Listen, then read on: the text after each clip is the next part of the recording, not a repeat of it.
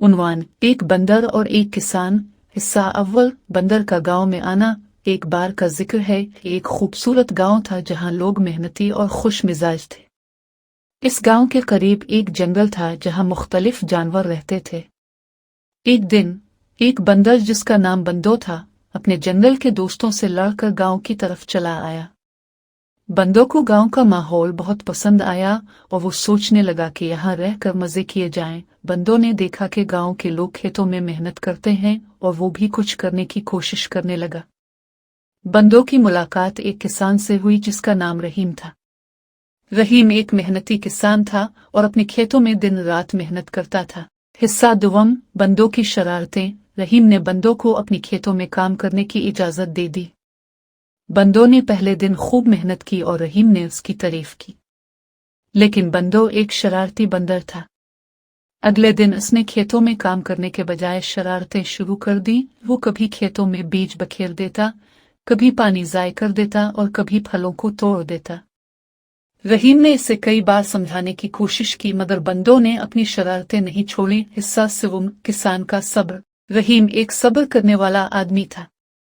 उसने बंदो को बार बार समझाया कि अगर वो मेहनत करेगा तो उसे भी फायदा होगा, लेकिन बंदो ने रहीम की बातों को संजीदा नहीं लिया और अपनी शरारतें जारी रखी। एक दिन बंदो ने रहीम के खेत में लगे सब्जियों के पौधों को नुकसान पहुंचा दिया। रहीम ने यह देखकर बहुत गुस्सा आया, मगर उसने फिर भी बंदो को मौका दिया कि वो सुधर जाए। हिस्सा चहारुम, बंदो की सजा। एक दिन गांव के लोग रहीम के खेत के करीब जमा हुए और बंदो की शरारतों का जिक्र करने लगे।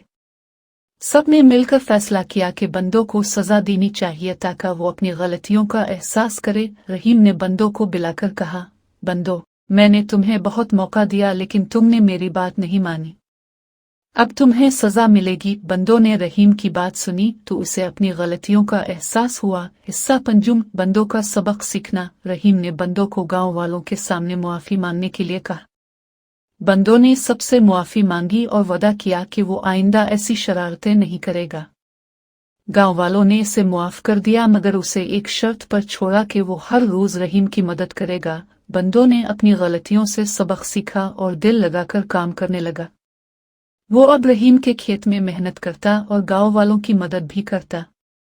बंदो की मेहनत और लगन देखकर सब उसे पसंद करने लगे। हिस्सा शशुम, गांव में अमन सुकून। बंदो ने अपनी मेहनत से गांव वालों का दिल जीत लिया। रहीम ने इसे अपना दोस्त बना लिया और बंदो ने भी रहीम की बहुत इज्जत की। गांव में फिर से अमन सुकून बहाल हो गया और सब खुशी खुशी जिंदगी गुजारने लगे। बंदो की कहानी हमें यह सबक देती है कि मेहनत और ईमानदारी से सब कुछ हासिल किया जा सकता है। शरारतें और नुकसान पहुंचाने से न सिर्फ दूसरों को बल्कि खुद को भी नुकसान पहुंचता है। बंदो ने जब अपनी गलतियों का एहसास किया तो उसकी जिंदगी बदल गई और वो एक मेहनती और नेक दिल बंदर बन गया। हिस्सा हफ्तम, बंदो की मेहनत का सिला। वक्त गुजरता गया और बंदो की मेहनत रंग लाने लगी। रहीम के खेत में पैदावार बढ़ गई और गांव के लोग बंदो की तारीफ करने लगे। बंदो ने रहीम से सीखा कि मेहनत और सब्र का फल हमेशा मीठा होता है। बंदो ने अपने दोस्तों को भी गांव के बारे में बताया और कुछ जानवर भी गांव में आकर काम करने लगे। गांव की खुशहाली में इजाफा हुआ और सब ने मिलकर खुशियों का त्यौहार मनाया। इख्तिताम, बंदो की कामयाबी। बंदो की कहानी का इख्तिताम एक खुशहाल और कामयाब जिंदगी पर हुआ। उसने ये साबित कर दिया कि अगर हम अपनी गलतियों से सबक सीखकर मेहनत करें तो कोई भी हमें कामयाब होने से नहीं रोक सकता। बंदो की कहानी हमें यह सिखाती है कि सच्ची मेहनत और नेक नीति हमेशा कामयाबी की तरफ ले जाती है।